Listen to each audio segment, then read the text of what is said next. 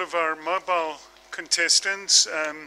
As we said, the mobiles have actually been judged on their underlying technologies over the last few weeks. So these quick presentations were just to give a sense of what they've been working on. Our next speaker is a wonderful speaker we're very pleased to agree to speak with us again this year.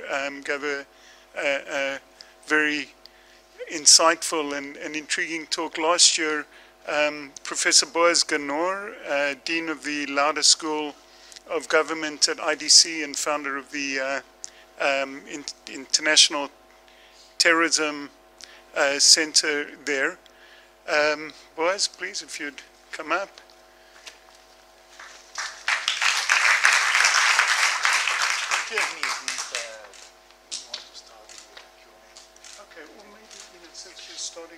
Maybe we can do without the Q&A and just go through your... Okay, so give me a Q 5 minutes before. Good. Okay, good afternoon, everybody. Actually, I hate to be the one who stops these geniuses from showing their capabilities in technology. I was fascinated with what I've seen. And I would like now to take you to another point of view, if you wish, the point of view of countering the phenomenon of terrorism, and then you can maybe suggest how to overcome the gaps that I might present to you in my presentation. I chose the subject of the art of counterterrorism as an opening statement to my presentation today, because as weird as it might be sound, I would like to argue that counterterrorism is an art. And everybody who's dealing with counterterrorism, from decision makers through special and security agencies, and up to technological entrepreneurs that deals with counterterrorism, needs to be artists in order to be able to contend with this changing, dynamic and growing threat, which is called terrorism. So I would like to suggest a few points, or to stress a few points that reflects the concept of the art of counterterrorism. And the little PR never hurts. The recent 2 books which I wrote, The Counterterrorism Puzzle and Global Alert, actually, of course, elaborate on many of the issues that we will discuss today. The first challenge that the artist of counterterrorism has is to define who's the enemy and what is the threat. Even the basic concept of the term technology, the term terrorism, is not agreed by professionals, by legal experts, by politicians all over the world. What is terrorism? Here we have a conference on counterterrorism, we have technologies of counterterrorism, we have scholars of counterterrorism, we have security resolution against terrorism, but there is no one acceptable definition of the term. What is terrorism all about? Actually, most of the people around the world agree that there is no way to achieve an objective definition of the term terrorism. Why? Because, and I'm sure you heard this slogan time and again, because one man's terrorist is another man's freedom fighter. Because terrorism is a subjective issue. Because whoever I define as terrorist because he's conducting this or the other types of attacks against me, I would define him as a freedom fighter, for example, or revolutionary, if he's doing the same thing to my enemy.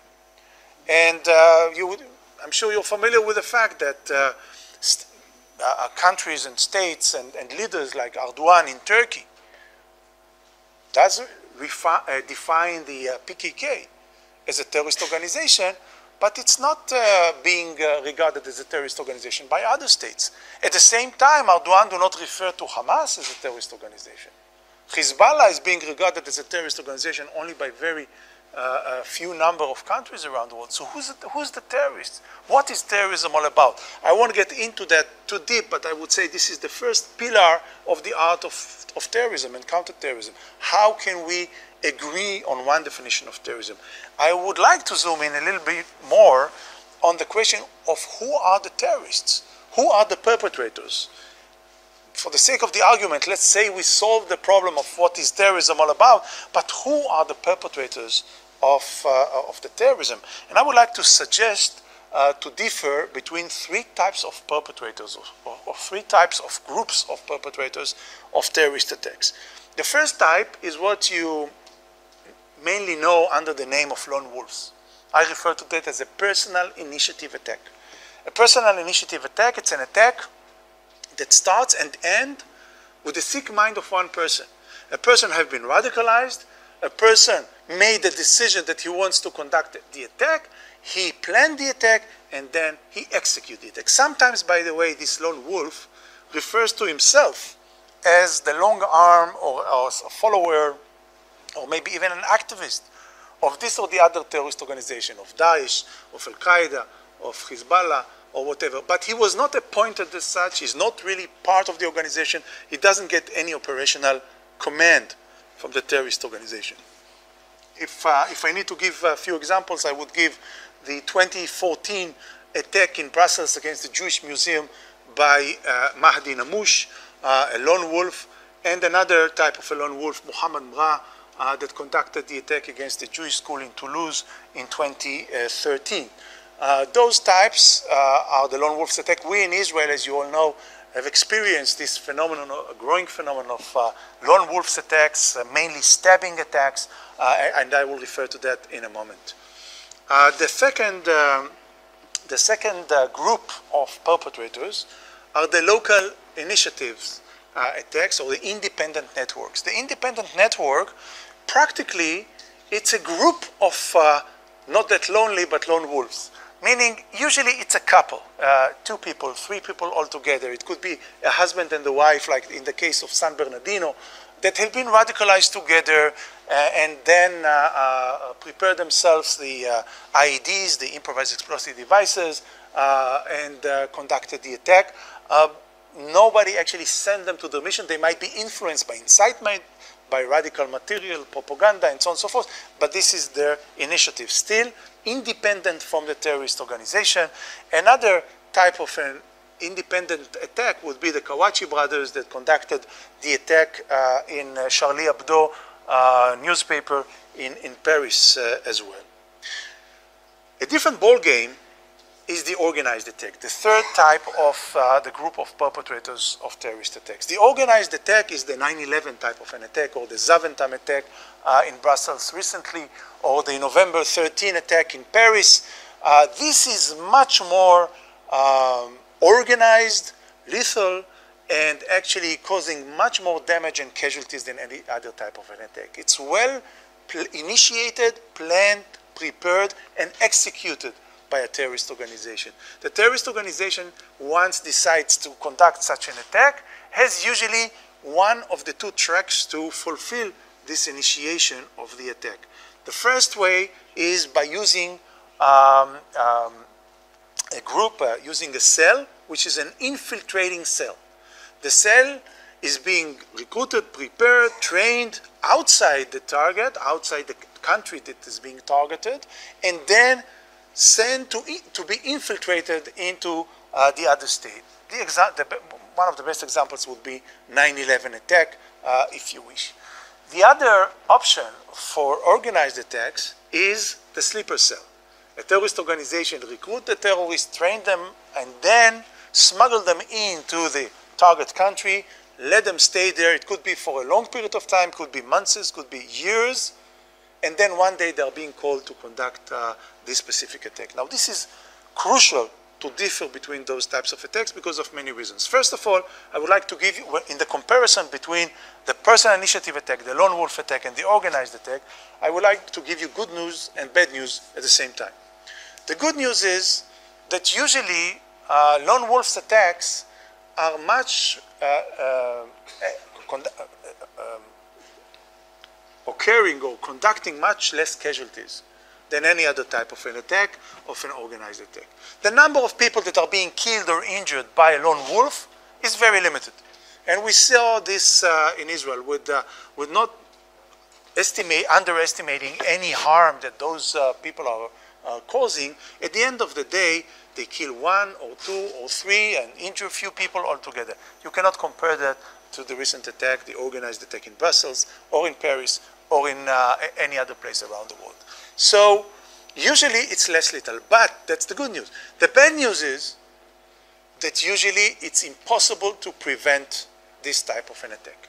And I'm saying usually because in a minute I'll show you that maybe I would like to differ with myself.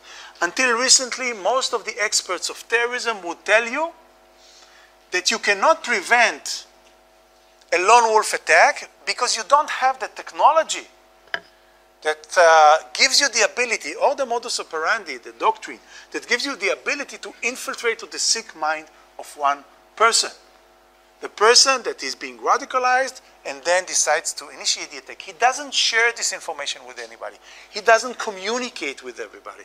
Human sources intelligence, communication intelligence is not useful here because there is no communication whatsoever. It's between him and himself. Usually even the immediate surrounding would not know about this, anything. The family, the friends. That's the problem. Security agencies relies on the communication, relies on the fact that they can tap the phone, they can infiltrate an agent into a terrorist organization and then monitor what they are planning to do and so on and so forth. You cannot do that with a lone wolf attack. Again, something has changed in the last few months, at least in my view, based on the experience that we have in Israel, that put a question mark next to this statement that I gave you, that it's impossible to prevent and to know about lone wolf attack before they occurs. The second challenge of counterterrorism, the second pillar of this art of counterterrorism, is what I refer to the rationale of counterterrorism, or the rationale of terrorism before the rationale of counterterrorism.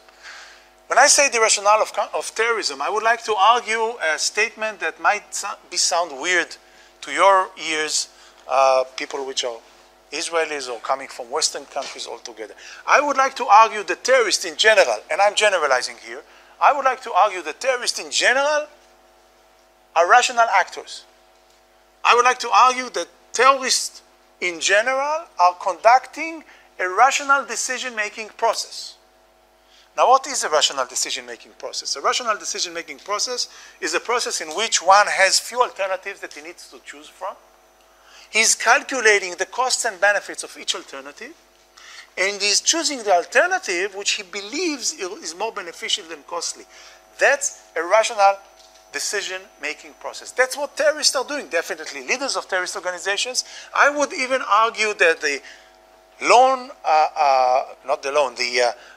individual suicide attacker that is volunteering to the mission of conducting a suicide attack, and what can be more irrational in our eyes than conducting a suicide attack? A person who is ready to kill himself just in order to kill others. I would argue that even those perpetrators of suicide attacks are conducting rational decision-making process. So the challenge of counterterrorism is to understand that the rationality of the terrorist is a subjective rationality. It's in the eye of the beholder. Their calculus of cost-benefits is different than yours and different than mine. Actually, there is no calculus of a terrorist. There is no generic calculus of terrorist or terrorist organization. Why? Because the calculus, the cost-benefit calculus of Hezbollah is different than the cost-benefit calculus of Hamas. It's different than the calculus of Al-Qaeda. It's different than the calculus of Jabhat al-Nusra, Daesh, and you name it.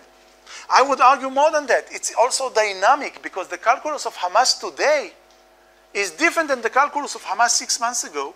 There are different calculations that he would conduct, and it will be different again in 6 months. This is why the art of counterterrorism is a never-ending job. You don't just have the challenge to get into the mind of the terrorists. You need to, all the time, try to comprehend what are the factors that are being changed in this calculus of cost-benefit, and therefore understand the rationale. Now, I was talking about the rationale of an organized attack or an organization of a terrorist organization. When we are talking about the rationale of the lone wolf, it's even more difficult to comprehend. And look at those pictures. Those are 4 pictures that I've taken from different lone wolf attacks that have been conducted in the recent 6 months in Israel. The common denominator of those 4 pictures that have been taken seconds after the perpetrator of the attack have been captured. And you see the common denominator on the faces of the 4 individuals that conduct those attacks. They are all smiling. And it's not a coincidence. This is actually a reflection of what I would argue certain type of satisfaction. The satisfaction is that they actually fulfill their calculation of cost benefit. They see it very beneficial. Although they are now going to jail, maybe they're going to be sentenced for life term in jail, but still they are quite satisfied with the outcome because based on their calculus of cost benefits, that's exactly what they wanted to achieve. That's the challenge, trying to understand this concept. And this actually gives me the opportunity to zoom in a little bit more into the lone wolf phenomenon. When we are talking about the lone wolf phenomenon, we are talking about different types of modus operandi. And mainly we are talking about sabotage, stoning, Molotov cocktail, stabbing, running down, or car accidents if you wish, bulldozing, shooting, and bombings. There is one type of an attack which is missing here. And this is the suicide attack. Now, what I'm trying to suggest here, this classification between lone wolf attacks, independent network, and organized terrorism, it's not just a theoretical discussion. This is very practical because you need immediately after attack occurs, definitely even before that, but after an attack occurs, you need to make a decision. What is the nature of this attack? Is this a lone wolf attack? Is this a local independent attack, or this is an organized? Because the way that you need to behave from now on in looking for people that supported and helped this attack, maybe to put roadblocks, maybe to use forensic, and so on and so forth, dependent on the nature of the attack. Few minutes after the attack occurred a few weeks ago in Brussels, I was invited to be interviewed on the Israeli TV. And next to me was an outgoing high-ranking officer coming from Shabak, from the Israel Internal Security Service. And first they approached him and they asked him, what do you say about this attack? Again, it was 2 or 3, 20 or 30 minutes after the attack. He didn't know more than anybody else about the attack. I didn't know more than anybody else about the attack. We knew that there were few attackers, probably suicide attack, and many casualties altogether. And he said, you know, we need to understand this attack within the overall realm of what is happening in Europe today. And what we see is enormous radicalization process. We see immigration, wave of immigration. We see people that have been radicalized and conduct lone wolf attacks and time and again. And this is part of this approach. And when I was asked, what do you think about it? I said, I see it totally different. Why? Because based on the analysis that we have conducted, all suicide attacks in the world until today, with one exception, maybe we'll get to that later on, but all suicide attacks around the world were not personal initiative attack. All of them were organized attack. There was an organization that initiates the attack, planned, recruit, prepare, and execute the attack. Therefore, if we learn a few minutes after the attack in Brussels that this was a suicide attack, I already can tell you that this is not a lone wolf attack. You need to prepare to something else, maybe secondary attacks, maybe third, because it's not a lone wolf. This is an organized phenomenon. Now, I call those people, the terrorists, the jihadist zombies. The reason that I use the term jihadist zombies is double. Actually, one is because it clings to the youth today around the world. They are interested in zombies. They know what a zombie is. And I would like, and this is the main thing, I would like actually to take advantage of the fact that people despise, hate this phenomenon of zombies, and to show the way that those people are conducting those attacks without any honor. They are trying to gain honor, and I would actually try to humiliate them by using the term the jihadi zombies. I'll show you another jihadi zombie that was conducted an attack in Ra'anana, not far from here, a few months ago. This is the guy with the red shirt, and you could see how he attacks those innocent people on the bus stop, exactly like a zombie would do in a horror movie altogether. You would say, okay, this is an Israeli problem. No, it's not. Actually, this is another jihadi zombie in the United Kingdom. Actually two people that attacked a soldier, a British soldier in London, the Rigby soldier, and actually butchered him, assassinated him in the middle of the streets of London. You can see his body lying down there. Now, those zombies didn't run away after they conducted the attack. They stayed there with their hands full with his blood, and they were bragging to every person with a camera about what they did, about the reasons, about why it's important for them as Islamists to get this revenge and regain the honor that they are expecting for. And I'll give you another example in the United States, even not that far away. It's in 2014, in which Lee Thompson, taking an axe, this is a Christian that converted to Islam, have been radicalized over the internet, and then decides to take an axe and to behead NYPD officers in New York. Now, I said before that this is impossible, or we used to believe that it's impossible to have a prior intelligence on the plans, the intentions, and the warnings of a lone wolf terrorist attack. I beg to differ with myself. Every Israeli in the room would understand, because we are always differing with ourselves. So I would say that in the last 6 months, in the last wave of lone wolf's attacks, we have found something that came to me by surprise. I learned that when we talk about lone wolf attack, there is a replacement for human and comment. There is something that fills in the gap of the lack of human sources intelligence and the lack of communication intelligence, and this is OSINT, open sources intelligence.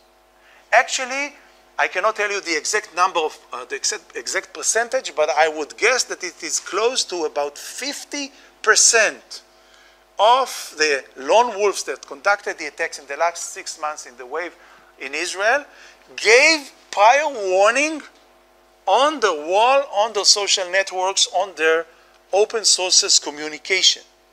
And I'll give you a few examples.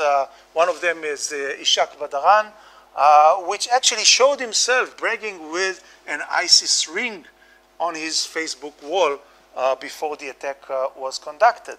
Another one, Fadi Alun, again in October 2015, was writing on his wall, in the name of Allah, the merciful and compassionate, oh Allah, today I decided to achieve shuhada, martyrdom, and the victory to Allah. What's more than that? I mean, if there would be a source, intelligence source that would give you this, this would be the golden piece of information that you're looking for.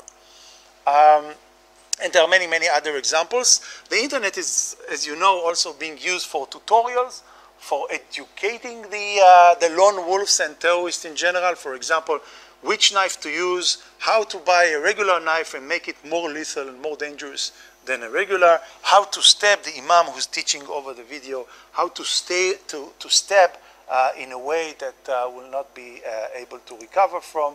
And then also the internet is being served as a model of imitation. When a terrorist dies or being captured, their profile is being used by terrorist organizations and their supporters to incite others to conduct the same thing. So when we're looking over the internet, you could see that there is a vicious circle here that starts with the intentional incitement of this or the other terrorist organization. The incitement is inspiring people that later would become lone wolves. They are being radicalized. And then one day when they are radicalized enough, they decide to initiate and to plan an attack.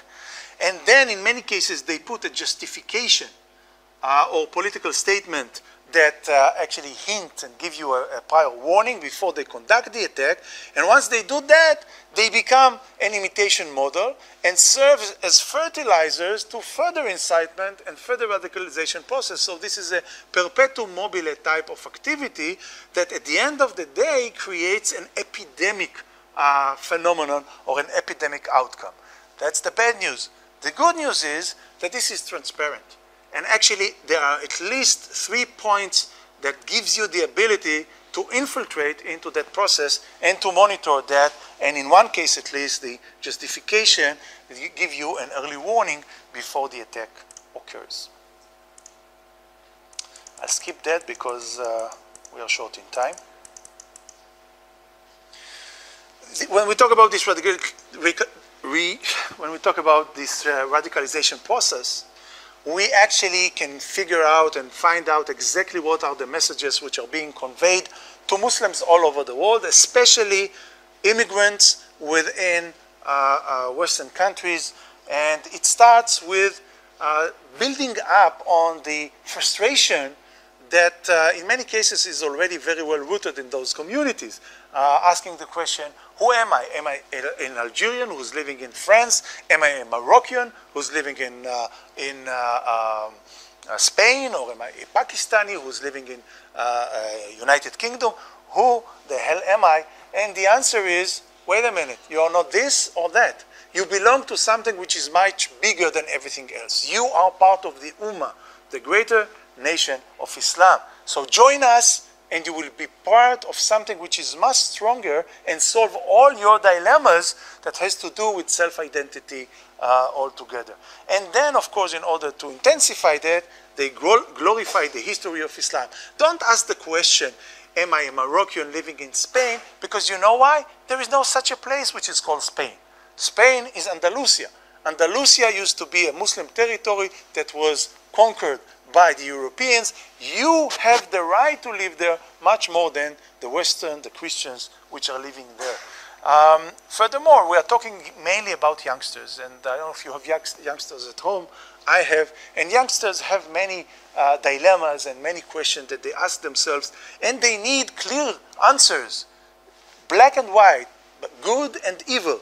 And those people practically supplies in their propaganda exactly those clear answers. It's either you with us or against us. It's either you are part of the greater nation of Islam or you are our enemy. You cannot be neutral in this conflict. And in order to make it clear, they always build up conspiracy theories. And the conspiracy theory, usually it's we are under attack. We, the greater nation of Islam, is now being attacked. You need to come up and defend Islam against those that want to humiliate us, wants to harm us, and you need to revenge on that. And by the way, if you're not persuaded enough, it's not me who's telling you to do so. It's not me, Abu Bakr al-Baghdadi, or Zawahiri, or whoever. This is God's will. This is a fatwa. This is a divine command, and we just introduce it to you, and you need to obey to that. And by the way, if you think that you can do it after you finish your schooling or getting your first million, forget about it. We are now fighting a defensive war, and we need to defend Islam now. Therefore, you need to do it right now. There is a sense of urgency to save Islam from those who want to humiliate and attack them. Now, another concept I want to introduce to you in reference to ISIS.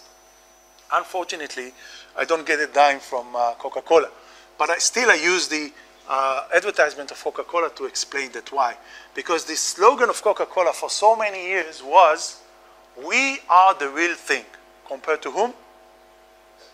Compared to Pepsi-Cola. Now, I believe that the concept of we are the real thing explains the evolution of modern terrorism.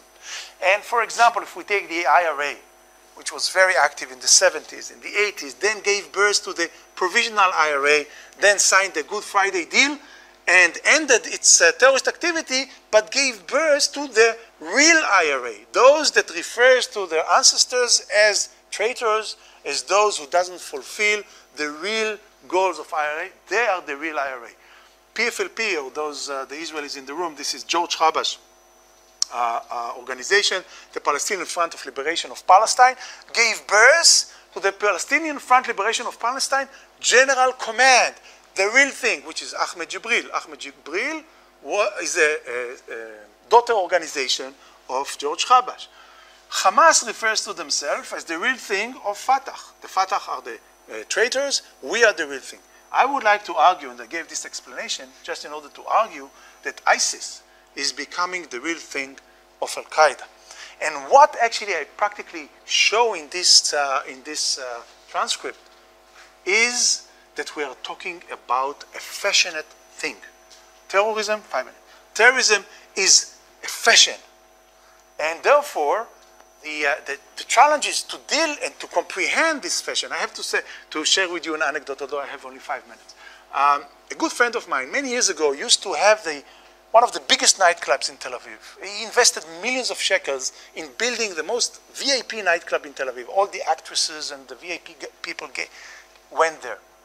After a year or so, I was reading in the newspaper that just next to him, few blocks away, they are now building a bigger nightclub, which they invest much more money in this nightclub, and this is going to be the real thing, the real nightclub in Tel Aviv.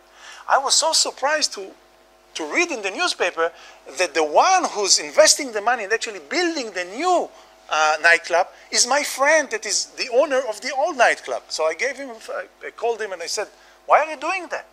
You are wasting so much money. He said, look, I'm in a fashionable business. And therefore, the people need every 2 years or so a new nightclub. They are looking for that. I don't want any other entrepreneur that will actually steal my customers for me. I will steal them for myself and I will keep them with me. That's the way that we need to think about this phenomenon of the evolution of modern terrorism. And you could see here that ISIS is actually spreading all over the world. We are focusing on Iraq, we are focusing on Syria, and ISIS practically is now having roots all over the world, in the Maghreb country, in Libya, in Mali, and other places like a balloon. If you strangle it in Syria and Iraq, it will pop up in Europe, it will pop up in other places altogether. I'll skip that.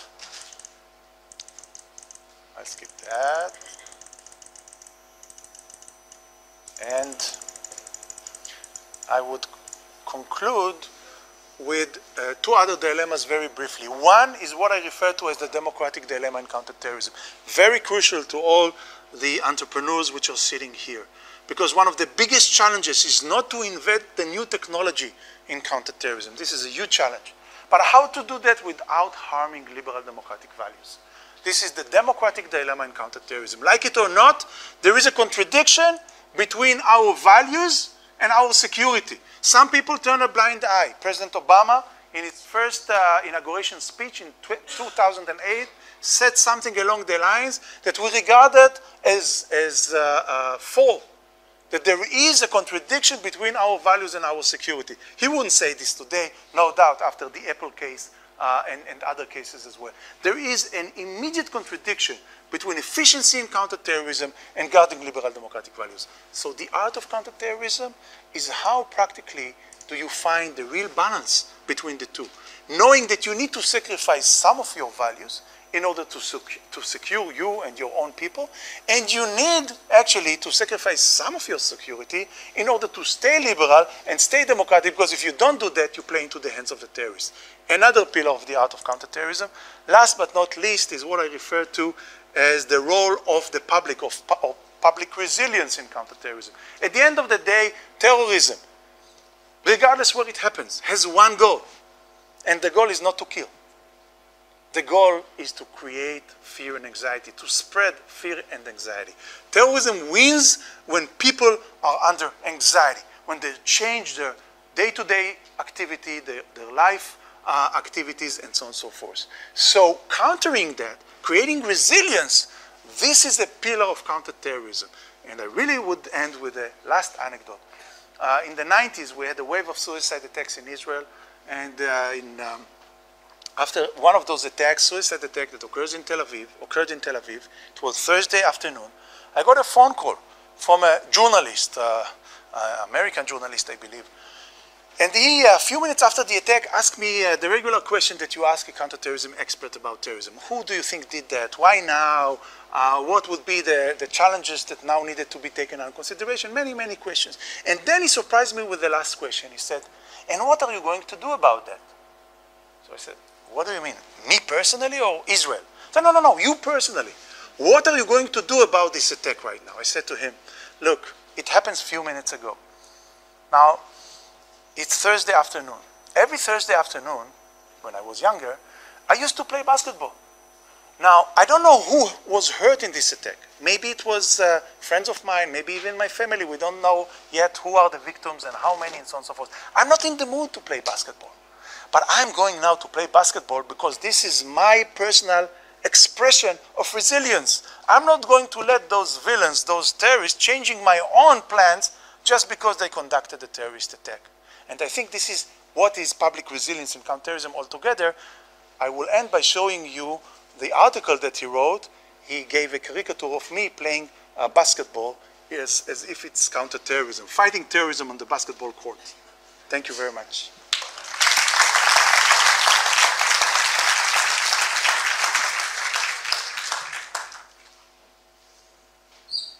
Thank you. Yeah.